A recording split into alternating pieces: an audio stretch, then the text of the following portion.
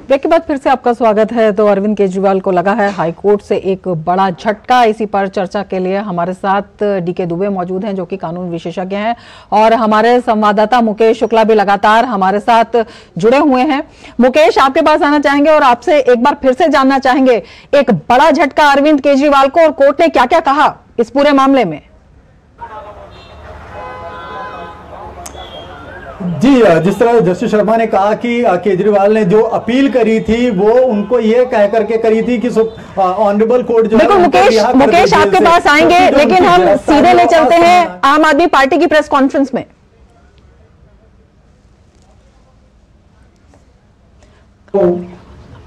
तो इस जांच के ऊपर बड़े सवाल खड़े होते हैं। कई गवाहों के बारे में बार बार कहा जा रहा है कि गवाहियां हैं। मैं आपको कुछ गवाहों के बारे में बताना चाहता हूं कि उनकी गवाही किस तरीके से ली गई। बार बार कोर्ट्स में ऑन रिकॉर्ड ये बात आई है कि गवाहों के ऊपर दबाव डाला गया, गवाहों को मारा गया, पीटा गया, डराया गया, धमकाया गया, और उनके ऊपर यह दबाव बनाया गया कि वो अपनी पुरानी गवाही बदल के वो गवाही दें जो ईडी कह रही है, जो केंद्र सरकार की एजेंसी कह रही है, वो गवाही दें। और ये ऑन रिकॉर्ड है, ये मेरे एलिगेशन नहीं है, ये सब ऑन रिकॉर्ड है। चंदन रेड्डी, जिनका अपना बयान बदलने के लिए उनके ऊपर दबाव डाला गया, उन्होंने हाईकोर्ट के अंदर रिट डाली है इस बारे में। उनकी रिट यह थी कि उनको इतना मारा गया, इतना पीटा गया कि उनके दोनों कान के पर्दे फट गए। ये हाईकोर्ट के अंदर रिट डाली थी उन्होंने। क्यों डाली थी? कि वो ईडी जो कह रही है वो बयान दे, अपने बयान को बदलें। अरुण पिल्लई का बयान है, ऑन रिकॉर्ड है। उनको अपनी गवाही बदलने के लिए डराया गया, धमकाया गया, उनके परिवार के बारे में कह के उनको डराया गया, धमकाया गया, उनकी पत्नी के बारे में, उनकी बेटी के बारे में। ये ऑन रिकॉर्ड है, ये मेरा एलिगेशन नहीं है, ये कोर्ट्स में ऑन रिकॉर्ड बात है। ऐसे ही समीर महेंद्रू, ऑन रिकॉर्ड है कि उन्होंने कहा कि उनके पिताजी को ईडी वालों ने अपने दफ्तर में रोका, उनकी पत्नी को एयरपोर्ट पे रोका गया, और उनसे जेल में ईडी ने इस तरीके से जबरदस्ती झूठे बयान लेने की कोशिश की। ये ऑन रिकॉर्ड है। तो आम आदमी की प्रेस वार्ता का सीधा प्रसारण आप देख रहे थे, और इसी पर चर्चा करेंगे। हमारे साथ अनिल बंसल जी भी जुड़ गए हैं। मुकेश, आप बता रहे थे कि कोर्ट ने क्या कहा? बिल्कुल, कोर्ट ने साफ तौर पे कहा कि आप किसी भी एजेंसी को यह नहीं बता सकते, आरोपी ये तय नहीं कर सकता कि उसके खिलाफ जांच कैसे की जाए। वो किसी भी तरह से उनको बाधित नहीं कर सकता, क्योंकि ईडी अपनी जांच कर रही है। ईडी ने साफ कहा कि उनके पास काफी सबूत है केजरीवाल के खिलाफ, और ईडी लगातार 9 सम्मन देने के बाद उनको गिरफ्तार करके लाई है। और वो कह रहे थे कि यह गिरफ्तारी गैर कानूनी है, यानी उन्हें तुरंत रिहा कर देना चाहिए। चुनाव सामने है, सर पर है, लोकसभा में है, तो उनको वहां पर जाना है। लेकिन कोर्ट ने कहा कि चुनावी गतिविधियां अलग होती हैं, इसको आप राजनीतिक मंच ना बनाएं, इसको राजनीतिक मुद्दा ना बनाएं, क्योंकि आपके खिलाफ ऑलरेडी यहां पर जो है वो जांच चल रही है, घोटाले के मुजरिम है आप, और साफ तौर पर अभी आपके खिलाफ बहुत सारे जो जांच है वो करनी बाकी है, क्योंकि ईडी लगातार अभी जांच कर रही है। इनके सहयोगी कल दुर्गेश पाठक को बुलाया गया था, उससे पहले अशोक किशन गहलोत को बुलाया गया था। तो लगातार लोगों से जांच चल रही है, कौन इस किंग पिन में कौन कौन इनके साथ शामिल था, किसके द्वारा इस साउथ लॉबी को इन्होंने पूरा का पूरा कन्वर्ट किया, क्या विजय नायर से इनका कोई कनेक्ट था या नहीं था। ये कहते हैं उनके साथ उनका कोई कनेक्शन नहीं था, वो उनके ऑफिस में नॉर्मल आता था, लेकिन सौरभ भारद्वाज और आतिशी से वो टच में था। मनीष सिसोदिया जो है वो ऑलरेडी इसके अंदर शामिल हुए, ये पैसा उनके पास आया, और फिर वो केजरीवाल के आदेश के हिसाब से राजनीति में लगा, गोवा चुनाव में लगा। और जैसे जैसे केजरीवाल साफ बच रहे हैं, क्योंकि केजरीवाल के लिए कहते हैं कि अगर आम आदमी पार्टी में अगर पत्ता भी हिलता है तो केजरीवाल के हाँ या ना पर ही वो निर्भर करता है कि वो पत्ता हिलेगा या नहीं हिलेगा। इतना बड़ा घोटाला हो गया। वो कह रहे हैं उनको इसका कुछ इल्म ही नहीं है, इसकी जानकारी नहीं है, उनके पास कोई मंत्रालय नहीं है, तो इसके आधार पर उनको यहाँ पर रिहा नहीं किया जा सकता। और आज जो उनकी जो अपील है वो रद्द की गई, यानी एक बहुत बड़ा झटका है, सेटबैक है केजरीवाल के लिए, क्योंकि लोकसभा चुनाव है। ऐसे में उनकी पार्टी के खिलाफ जिस तरह से एक एक करके आरोप तय हो रहे हैं, उनके बड़े लीडर अभी भी जेल में, संजय सिंह की रिहाई पर भी यह कहा गया है कि संजय सिंह सिर्फ बेल पर है, उन्हें रिहा नहीं किया गया है। बेल की एक बुनियाद होती है, उन्हें शर्तों पर छोड़ा गया है, अगर वो शर्तें फुलफिल नहीं करेंगे तो उनको वापस बाउंड कर दिया जाएगा, उन्हें वापस जेल में भेज दिया जाएगा। तो अभी जश्न मनाने का कोई मौका नहीं है। लगातार जो है उनके जो खिलाफ जो सबूत ईडी ने जुटाए हैं वो उसकी अभी पूरी की पूरी जांच पड़ताल करेगी, क्वेश्चनिंग करेगी। अभी उनके सारे सवालों के जवाब साफ तौर पर नहीं मिले हैं। और जिस तरह से आज जस्टिस शर्मा ने ऑर्डर पढ़ना शुरू किया, तभी से लगना शुरू हो गया कि जो उनकी जेल से बाहर आने की उम्मीदें हैं वो कहीं ना कहीं धूमिल होती दिखाई दे रही हैं। और नैरो है उनके लिए वहां पर, और तिहाड़ के अंदर अभी उन्हें कुछ दिन और बिताने पड़ेंगे जब तक कि उनके आगे की सुनवाई नहीं होती। अब ये दुख करेगा कि सिंघवी एंड कंपनी उनकी प्रोसीडिंग को लेकर के सुप्रीम कोर्ट जाती है तो वहां क्या दलील देगी, क्योंकि सुप्रीम कोर्ट में अगर वहां पर भी इनको इस तरह से ही झटका लगा तो ये कहीं के नहीं रहेंगे, यानी धोबी का कुत्ता ना घर का ना घाट का। साफ तौर पर केजरीवाल के लिए तमाम जो वो हैं वो उम्मीदें हैं वो खत्म हो जाएंगी। बिल्कुल, जिस तरह से परत दर परत ये मामला खुलता चला जा रहा है। अनिल दुबे जी भी हमारे साथ जुड़े हुए हैं। दुबे जी, आपके पास आएंगे, आपसे ये जानना चाहेंगे कि जिस तरह से कोर्ट ने आज साफ तौर पर कहा कि जो सबूत हैं वो पूरे हैं, सबूतों के आधार पर जो डिसीजन है वो दिया गया है, और जो राजनीतिक प्रक्रिया है उसे न्यायिक प्रक्रिया से नहीं जोड़ा जा सकता है। कोर्ट की समीक्षा राजनीति के आधार पर नहीं की जा सकती है। क्या मजबूरी आपको अरविंद केजरीवाल की लगती है कि वो न्यायिक प्रक्रिया पर इस तरह के सवाल उठा रहे हैं? देखिए, ऐसा है कि जो आदमी जेल में होता है उसका स्वभाव है कि वो व्यक्ति बार बार कोर्ट में जाता है, बार बार तमाम प्रकार की बातें करता है, एक एक चीज ढूंढ कर लाता है कि भाई ये भी हो सकता है, उनको लगता है कि ये रिलीफ हो सकती है। लेकिन कानून की एक सेटल्ड प्रक्रिया है, और उस प्रक्रिया में अगर ट्रायल इनका शुरू होना है तो फिर सीधी सी बात है कि मामले की गंभीरता को ध्यान में रखते हुए, अब चूंकि किंगपिन है ये, इनको बाहर निकालने का मतलब होता है कि इन्फ्लुएंस में लेना, और मामला पहले भी जितने लोग हैं उनका इन्वेस्टिगेशन हो ही चुका है। और सबसे बड़ी बात इंपॉर्टेंट ये है कि ऑनरेबल सुप्रीम कोर्ट में मनीष सिसोदिया की बेल सुनते समय कोर्ट ने पूरा टाइम दिया था इस केस को इस्टेब्लिश करने में, और सुप्रीम कोर्ट ने यह कहा था कि भाई मनी ट्रेल इस्टेब्लिश हो रही है, और मनी ट्रेल अगर इस्टेब्लिश हो रही है तो पैसा कहां गया ये सामने आना चाहिए। अब पैसा अगर ये कहा गया कि आम आदमी पार्टी चुनाव में लड़ गई तो सीधी सी बात है कि भाई उसके कन्वीनर से पूछा जाएगा कि भाई कहां लड़ा, क्या हुआ,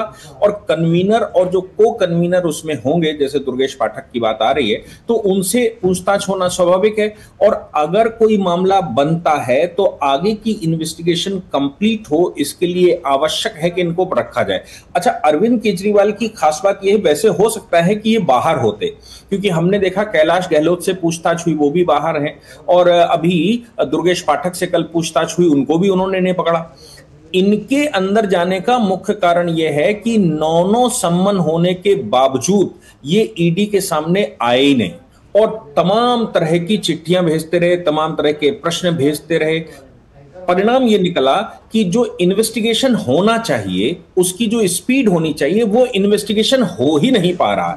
अब इन्वेस्टिगेशन जब आपका बयान ही नहीं ले पा रहे, आपसे भेंट ही नहीं कर पा रहे, और आप बयान देने के लिए आ ही नहीं रहे, तो फिर ऐसी परिस्थिति में न्यायालय के सामने भी सिर्फ एक उपाय रहता है, और वो ये रहता है कि वो उनको कस्टडी में दे दें। और किसी भी एजेंसी के सामने भी यही उपाय रहता है कि भाई कोऑपरेट ही नहीं कर रहा कोई व्यक्ति, और हमें तो केस कंप्लीट करना है। ऐसा तो नहीं है कि वो चिट्ठी भेजते रहेंगे और वो कहते रहेंगे, हम सम्मन भेजते रहेंगे और लंबे समय तक चलता रहेगा। आपको याद होगा, आपके ही चैनल पर मैंने कहा था कि जो सम्मन के बाद फिर अभी इनकी गिरफ्तारी सिर्फ इस आधार पर हो जाएगी कि सम्मन का कॉन्ट्रावेंशन है, और सम्मन नहीं रिसीव किया है, सम्मन के होते हुए आ नहीं रहे, इस बात का भी तो कॉन्ट्रावेंशन है ना। अब मानी न्यायालय ने भेजा, मानी न्यायालय में चले गए, तो न्यायालय ने भी कहा कि भाई अभी तो केस यही बनता है कि कोई एजेंसी आपको बुला रही है और आप उसके पास जा नहीं रहे, ये अपने आप में अपराध है, और उसी में इनको बेल मिल गई थी। लेकिन ये मुख्य मामला है, मुख्य मामले में फिर मामला ये बनता है कि भाई आप आइए और आपसे फिर कॉपरेशन ले लेंगे। आपको याद है सुब्रत राय सहारा का केस, और अभी सुप्रीम कोर्ट ने कई एक सम्मन किए थे और वो आए नहीं थे। इकोनॉमिक मामला था, सुप्रीम कोर्ट ने उनके नॉन अवेलेबल वारंट कर दिए, उनको उठाकर लाए तो उनके वकील ने कहा सुप्रीम कोर्ट के सामने कि साहब we will cooperate with you. तो उन्होंने कहा आप कोऑपरेट नहीं करेंगे, आप कोऑपरेट करते तो इतने सारे सम्मन के बाद आप आ जाते। अब हम ये सिक्योर करेंगे कि कोऑपरेशन आप करेंगे कैसे, इसलिए चलिए हमारी कस्टडी में रहिए और हमें जब जरूरत पड़ेगी तो बुला लेंगे। तो यहां पर भी अरविंद केजरीवाल जी अगर कॉपरेशन नहीं कॉर्पोरेट नहीं कर रहे हैं तो एजेंसी के पास रास्ता क्या है? एजेंसी के पास तो एक ही रास्ता है कि उनको ले आइए और फिर हम आपको अपने पास रखेंगे, जब आपसे पूछताछ करनी होगी तो करेंगे। अदरवाइज अगर ये कॉपरेट कर रहे होते तो कैलाश गहलोत की तरह ये बाहर होते, ये दुर्गेश पाठक की तरह बाहर होते, ये तमाम लोग जिनसे पूछताछ हुई है वो सारे थोड़ी ना अंदर बंद करके रख दिए।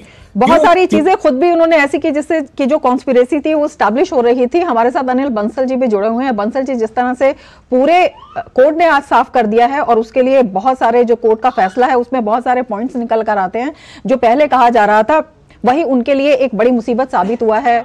समन को अवॉइड करना, कोऑपरेट ना करना, इसके अलावा भी बहुत सारी ऐसी बातें हैं कि पल्ला झाड़ लेना कि मुझे तो कुछ पता ही नहीं लगा था। लेकिन आम आदमी पार्टी की जो प्रेस कॉन्फ्रेंस है उसमें आज भी वो जांच पर सवाल उठा रहे हैं। देखिए, वो तो जांच पर सवाल उनको उठाने का से कोई रोक नहीं सकता, पर मुख्य बात यह है कि जो जितने उत्साहित थे दिल्ली हाईकोर्ट को लेकर के आज वहां से कोई राहत मिल जाएगी, मुझे इसमें तकनीकी रूप से ही गड़बड़ ये लग रही थी, क्योंकि ये कोई जमानत के लिए आवेदन नहीं था। उनकी एक तरह की जो चुनौती थी वो ये थी कि मुकदमा ही, मुझे गिरफ्तार ही गलत किया गया है और मेरे खिलाफ ये कार्रवाई ही गलत की गई, यानी एक तरह से पूरा केस क्वैश कर दे हाई कोर्ट। ऐसा इस स्टेज पर, जबकि मामला निचली अदालत में, ट्रायल कोर्ट में भी चल रहा है, स्पेशल कोर्ट में, और ये मामला कई दूसरे सह अभियुक्तों के मामलों में ये सुप्रीम कोर्ट तक भी जा चुके हैं। तो अगर ये जमानत के लिए आवेदन करते, वहां कोई नई बात करते या ये कहते कि साहब मैं भाग नहीं रहा हूं, तो वो एक अलग विषय होता। लेकिन पूरे केस को जिस तरह से हाईकोर्ट से चाहते थे कि रद्द कर दिया जाए, इस स्तर पर, इस स्टेज पर, जितना उलझा हुआ केस है, इसमें जितने सारे अभियुक्त हैं, ऐसा संभव लग नहीं रहा था कि न्यायालय जो है इनको कोई इसमें से मामले से बरी कर दे। ये एक तरह का बरी कहलाता। और जो छूटना है, जैसे संजय सिंह छूटे, वो जमानत पर छूटे हैं, तो इनको चूंकि ट्रायल में देरी के आधार पर या दूसरे आधार पर कोई अपनी आवश्यकता, तकलीफ, बीमारी, उस आधार पर ये इंटरिम बेल के लिए अगर आवेदन करें तो न्यायालय हो सकता है उस पर विचार करे। और कई चैनल हैं उसके भी, विशेष अदालत है, हाई कोर्ट है, फिर सुप्रीम कोर्ट है, तो वो ना करके अरविंद केजरीवाल जी सीधे पॉलिटिकल बेस पर आए कि उनको चुनाव में भाग लेना है, उनकी पार्टी खत्म हो जाएगी या वो कैसे करेंगे, चुनाव के ठीक मौके पर गिरफ्तार किया गया है। तो ये सारी दलीलें कानून की भाषा में, परिभाषा में कसौटी पर टिकने वाली नहीं थी और इसीलिए वो टिकी भी नहीं। और हाईकोर्ट ने कहा कि हमारा काम साक्ष्य और सबूतों और एजेंसी की जांच और आपकी जो बेगुनाही के सबूत हैं उनके आधार पर होता है, सिर्फ राजनीतिक आधार पर अदालतें फैसला नहीं करती। तो वही हुआ जिसकी उम्मीद थी। कोई हमको ज्यादा उम्मीद नहीं थी इस तरह की, जो अपेक्षा आम आदमी पार्टी के लोगों को थी। वो जमानत के लिए आवेदन करें तब उसको देखा जा सकता है। जी बंसल जी, जिस तरह की दलीलें दी गई थी या जिस तरह से पूरा प्रोसेस जो है आम आदमी पार्टी फॉलो कर रही है, या अरविंद केजरीवाल ने जिस तरह के रीजंस दिए थे, क्या उन्हें पता नहीं था या अदालत को भी बरगलाने की एक कोशिश थी?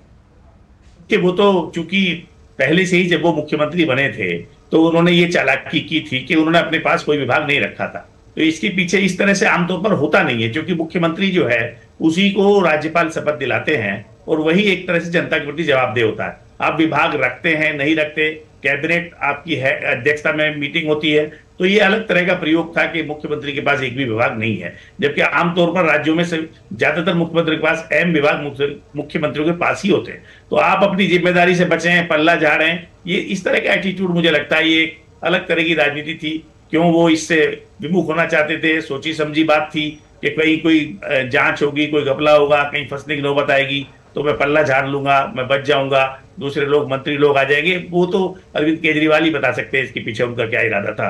पर वो ये शायद दिखाना चाहते थे कि मैं शुद्ध राजनीति करता हूं और पार्टी का विस्तार कर रहा हूं देश भर में, इसलिए सरकार चलाने में मेरी भूमिका नहीं होगी। पर देखिए, शासन अपनी जगह, जब सरकार वो चला रहे हैं तो भूमिका तो उनकी मानी जाएगी। उनका कोई मंत्री भी गड़बड़ करेगा, उनका कोई अफसर भी गड़बड़ करेगा तो सवाल उनसे भी पूछा जाएगा और जो जांच की जाएगी उसमें वो जांच के दायरे में और घेरे में आएंगे।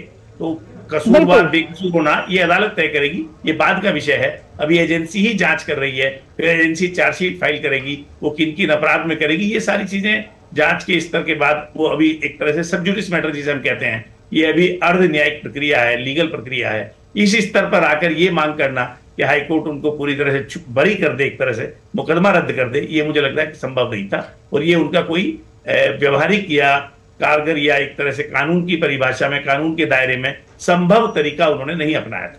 बिल्कुल, न्याय और कानून के दायरे में सभी समान हैं। दुबे जी, आपके पास आना चाहेंगे और आपसे जानना चाहेंगे, जिस तरह से पूरी संवैधानिक प्रक्रिया जो थी, जिस तरह से ये पूरा मामला सामने आया था और इस पर सवाल उठाए जा रहे थे और उन सवालों के जवाब जो है आम आदमी पार्टी नहीं दे रही थी, और पूरी प्रक्रिया में जिस तरह से अरविंद केजरीवाल का व्यवहार रहा है, किस तरह की दिक्कतें, किस तरह की दुश्वारियां उनके सामने हो सकती हैं? क्या कुछ ऑप्शन भी दिखाई देता है? देखिए, दो तीन चीजों को अलग अलग करके देखना चाहिए। एक बात तो ये है कि कोई एजेंसी जब आपको सम्मन करती है तो सम्मन पर न आना खुद में अपराध होता है। न्यायालय अगर सम्मन करता है, सम्मन पर न्यायालय में न आना खुद में अपराध होता है, इसलिए उससे भी जूझना पड़ता है। दूसरी बात, आपका जो मेन केस होगा, उस मेन केस में भी आपको मेरिट दिखानी पड़ती है। अब आप ये कहते हैं कि भाई मैं मुखिया तो, मुख्यमंत्री तो मैं था, लेकिन हकीकत ये है कि मेरे पास कोई मंत्रालय नहीं था, मेरे पास कोई साइनिंग अथॉरिटी नहीं था।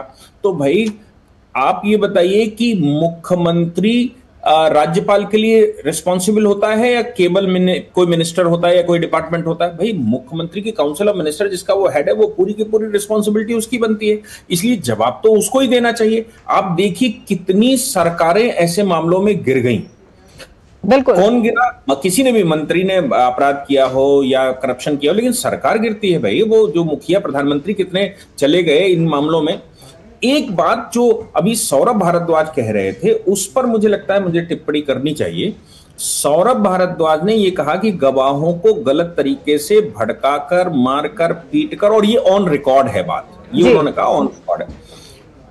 इस विषय पर दिल्ली हाई कोर्ट में जब उन्होंने कहा कि साहब ये जो गवाह हैं ये इनके अप्रूवर के आधार पर नहीं होता और इन गवाहों का ऐसा वैसा, ये विषय कोर्ट में एड्रेस है, ऑन रिकॉर्ड का मतलब है कोर्ट के सामने एड्रेस किया गया है, इसीलिए वो पार्ट ऑफ फाइल बन गया है। तो उस पर दिल्ली हाई कोर्ट ने कहा देखो ये जो आप बाहर की बात कर रहे हैं वो अलग है। जब 164 का बयान हो गया, 164 का बयान हम कहते हैं कि अगर कोई संशय किसी एजेंसी को रहता है कि आज इसने बयान दिया है और कल ये बदल देगा और बाद में न्यायालय में केस जाएगा, तो ये फिर पक्षद्रोही हो जाएगा, यानी कि वो अपना बयान यू टर्न मार देगा।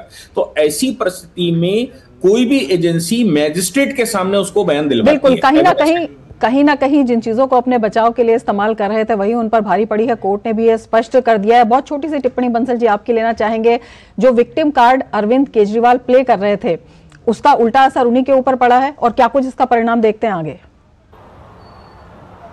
कि इसमें थ्योरी चल रही है, कुछ लोगों का कहना कि अरविंद केजरीवाल खुद ही जेल में बने रहना चाहते हैं कि चुनाव में इससे सिंपैथी लहर मिले और इससे वोट मिल जाए, और बाकी तो ये अभी तो पार्टी के लिए उनकी झटका ही है।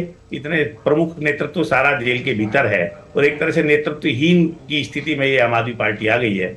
कई राज्यों में वो चुनाव लड़ रहे हैं, तो राजनीतिक संकट भी है उनके सामने और अस्तित्व का संकट भी है एक तरह से। बिल्कुल, एक बड़ा संकट उनके सामने है। समय बिल्कुल समय संकट तो ये है कि जेल से सरकार कैसे चलाएंगे, बिल्कुल इस पर एक ट्रायल होगा।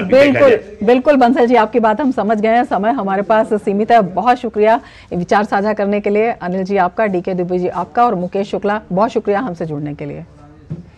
और इसके साथ ही इस विशेष प्रसारण में फिलहाल इतना ही। दीजिए इजाजत, नमस्कार। लाखों की संख्या